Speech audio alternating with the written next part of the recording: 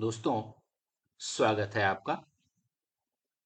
Central government में recruitment के लिए सबसे बड़ी जो वैकेंसी होती है, जिसके थ्रू भारत सरकार के अलग-अलग मिनिस्ट्रीज में और अलग-अलग डिपार्टमेंट्स में भर्ती होती है, उसकी वैकेंसी आ गई है। और इस वैकेंसी में 17,000 से ज्यादा पोस्ट हैं। मेल फीमेल दोनों ही कैटेगरी के कैंडिडेट्स अप्लाई कर सकते हैं।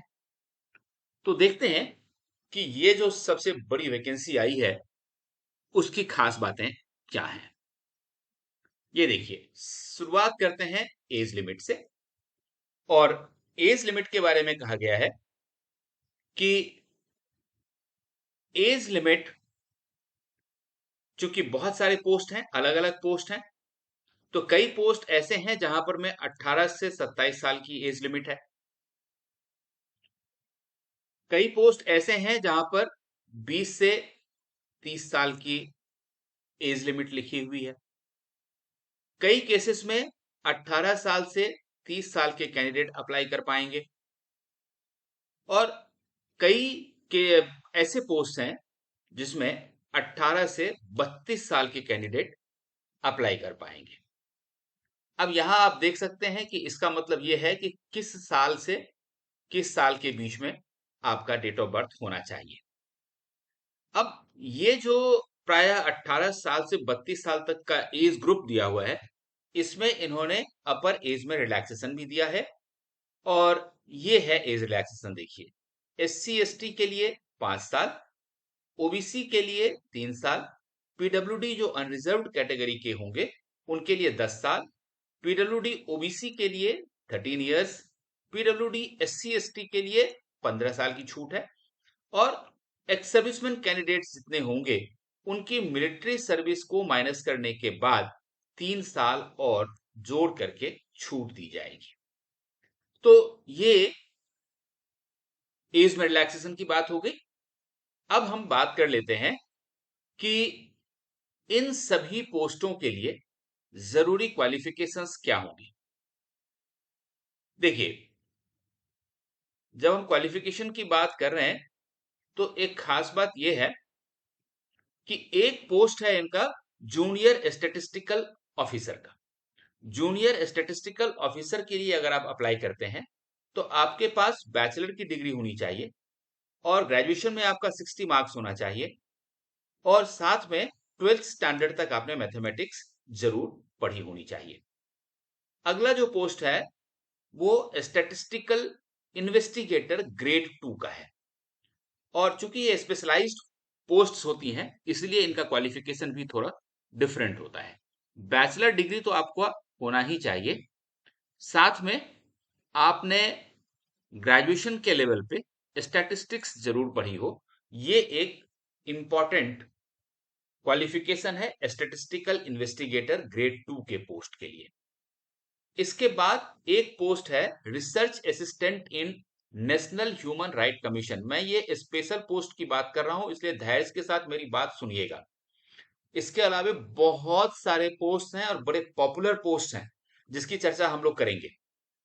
रिसर्च असिस्टेंट जो है उनके लिए बैचलर्स डिग्री होना चाहिए। और एक डिजायरेबल क्वालिफिकेशन है कि अगर आपने मिनिमम 1 साल की रिसर्च कहीं से कर रखी है तो वो उसके लिए डिजायरेबल क्वालिफिकेशन है, कोई एसेंशियल क्वालिफिकेशन नहीं है। और इसके अलावा इन तीनों के अलावा जितने भी पोस्ट हैं इसमें, उसके लिए बैचलर्स डिग्री का होना जरूरी है, चाहे वो किसी भी स्ट्रीम में हो, उससे कोई फर्क नहीं पड़ता। अब ये है कि जो लोग इस बार ग्रेजुएशन में फाइनल ईयर में हैं और एग्जाम दे रहे हैं, उनको भी अलाउ किया गया है इस एग्जाम के लिए। आप कॉम्पिटिटिव एग्जाम में बैठ सकते हैं, लेकिन कट ऑफ डेट जो दी गई है 1 अगस्त 2024, इस तारीख तक आपको अपने ग्रेजुएशन पास होने का सर्टिफिकेट गवर्नमेंट को देना पड़ेगा। तो ये इन तीनों पोस्ट के अलावा बाकी जितने भी पोस्ट हैं उनके लिए बैचलर्स डिग्री रखी गई है। ये एक इंपॉर्टेंट बात है आपके लिए। अब हम लोग बात कर लेते हैं कि इन सारे पोस्टों के लिए स्कीम ऑफ एग्जाम क्या होगा, लेकिन उससे पहले एप्लीकेशन फीस, ये देखिए 100 रुपए मात्र की एप्लीकेशन फीस रखी गई है। लेकिन women candidates, SC, ST, PWD candidates और एक्स सर्विसमैन, इन सबको एग्जेम्प्ट कर दिया गया है। इन सबको 100 रुपीज फीस भी पे नहीं करनी है। क्योंकि फॉर्म ऑनलाइन भरा जाएगा, इसीलिए फी का पेमेंट भी भीम यूपीआई, नेट बैंकिंग, इन सब माध्यम से रखा गया है। तो इस चीज को खास ध्यान में रखें। 100 रुपये फीस है, और जिन लोगों को नहीं देना है वो भी अपना नाम देख लें। ये बहुत ही लंबा है, 109 पेज का कुल पीडीएफ है। इसे हम अपने टेलीग्राम ग्रुप में डाल देंगे, और हमारे टेलीग्राम ग्रुप का लिंक आपको डिस्क्रिप्शन बॉक्स में सबसे ऊपर मिल जाएगा, तो वहां से आप इसको देख सकते हैं। पूरे देश में, चूंकि ये सेंट्रल गवर्नमेंट का जॉब है, तो पूरे देश में इसका सेंटर है, ये आप देख सकते हैं। तो आप लोग डिस्क्रिप्शन बॉक्स में सबसे ऊपर टेलीग्राम ग्रुप का जो हमारा लिंक है वो देखिए, और ज्वाइन हो जाइए हमारे टेलीग्राम ग्रुप में। वहां आपको ये पीडीएफ मिल जाएगा। और मेरा सबसे रिक्वेस्ट है कि पीडीएफ को अच्छी तरह से पढ़ के, समझ के, अपनी एलिजिबिलिटी पहले तय कर लीजिए। उसके बाद जिस पोस्ट के लिए आप एलिजिबल हैं, उसके लिए ये फॉर्म जरूर भरिएगा। 2 टायर में कंप्यूटर बेस्ड एग्जामिनेशन होगा, टायर 1 और टायर 2। अब इसमें जो टायर 1 और टायर 2 का जो एग्जाम, जो आपका ये होगा एग्जाम, उसमें आप देखिए, पहला जो टायर 1 का एग्जाम होगा, उसमें जनरल इंटेलिजेंस और रीजनिंग, ये 50 मार्क्स का होगा। जनरल अवेयरनेस भी 50 मार्क्स का होगा। क्वांटिटेटिव एप्टीट्यूड भी 50 मार्क्स का होगा। और इंग्लिश कॉम्प्रिहेंशन 50 मार्क्स का होगा। इस सब के लिए आपको 1 आवर मिलेंगे।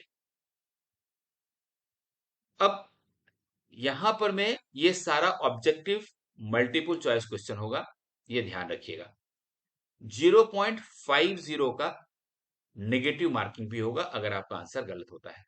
इसके बाद आपका टायर 2 का एग्जाम होगा, और इसमें आप ये देखिए, पेपर 1 2 घंटा 15 मिनट का, और इसमें ये सेशन 1 मॉड्यूल मैथमेटिकल एबिलिटीज और रीजनिंग एंड इंटेलिजेंस, इस दोनों को मिला करके 180 नंबर का रहेगा। 1 आवर दोनों सेक्शन के लिए आपको मिलेंगे। इसके अलावा सेक्शन 2 जो होगा, वो इंग्लिश लैंग्वेज और कॉम्प्रिहेंशन का होगा, जो कि 45 का होगा, और जनरल अवेयरनेस 25। तो ये कुल 210 नंबर का होगा। और उसके बाद सेक्शन 3 जो होगा, वो देखिए, जो कंप्यूटर नॉलेज मॉड्यूल होगा, वो 60 का होगा। उसके बाद दूसरा सेशन जो होगा वो 15 मिनट का होगा। उसमें डाटा एंट्री स्पीड आपका चेक किया जाएगा। 1 डेटा एंट्री टास्क सभी कैंडिडेट्स को दिया जाएगा।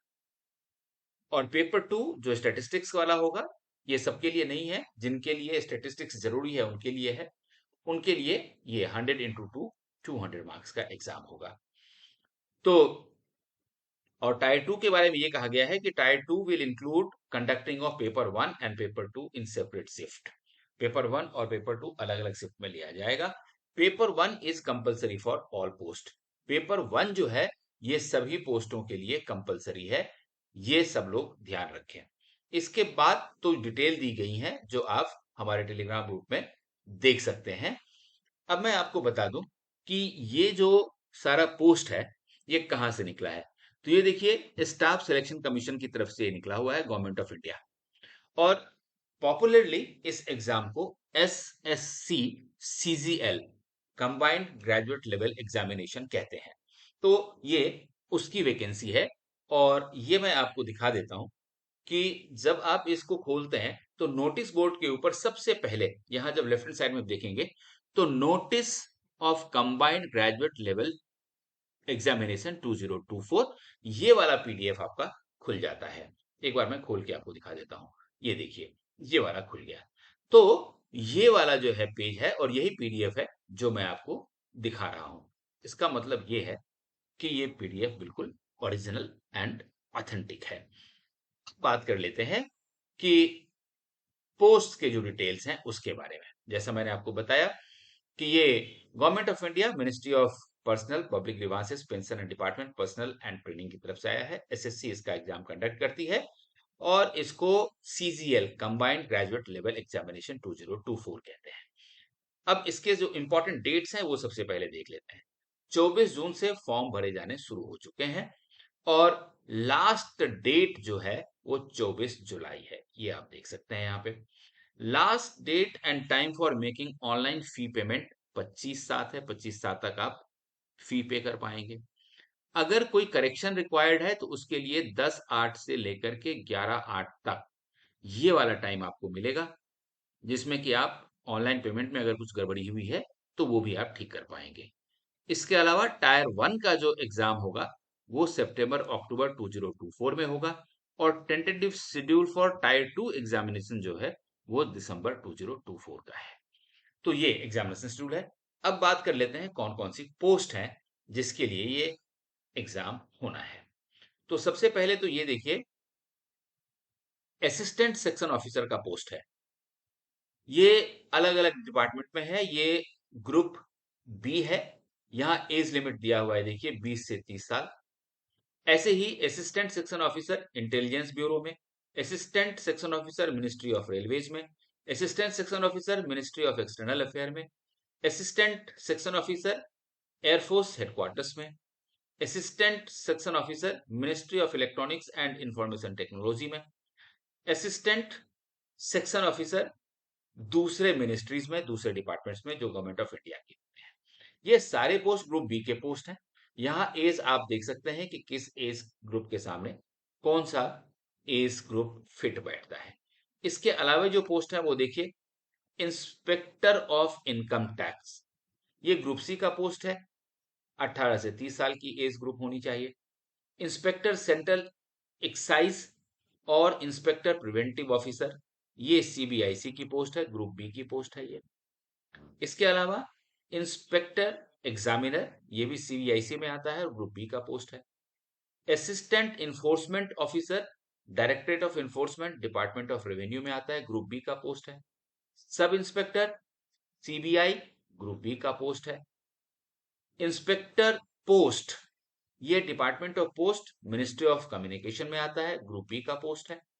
इसके अलावा inspector central bureau of narcotics, जो मिनिस्ट्री ऑफ फाइनेंस के अंदर आता है, ये भी ग्रुप बी का पोस्ट है।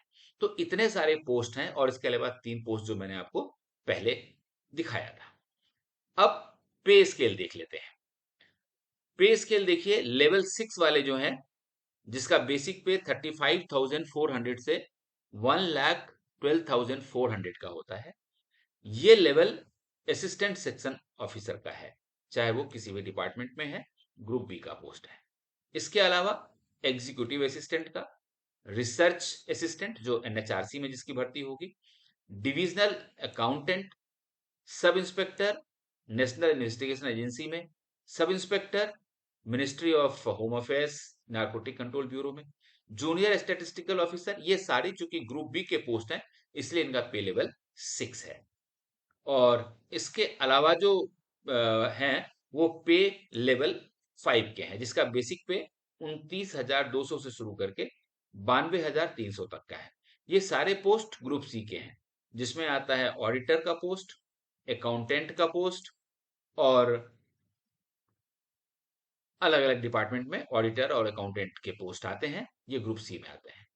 इसके अलावा जो पे लेवल 4 के पोस्ट हैं वो 25,500 से 81,100 के होते हैं, जो बेसिकली ग्रुप सी के पोस्ट होते हैं, लेकिन इनका पे लेवल 4 होता है। तो पोस्टल असिस्टेंट हो या सीनियर सेक्रेटरिएट असिस्टेंट हो, सीनियर एडमिनिस्ट्रेटिव असिस्टेंट हो, टैक्स असिस्टेंट हो या फिर सब इंस्पेक्टर हो सेंट्रल ब्यूरो ऑफ नारकोटिक्स में, तो इन सब का ये वाला पे स्केल है।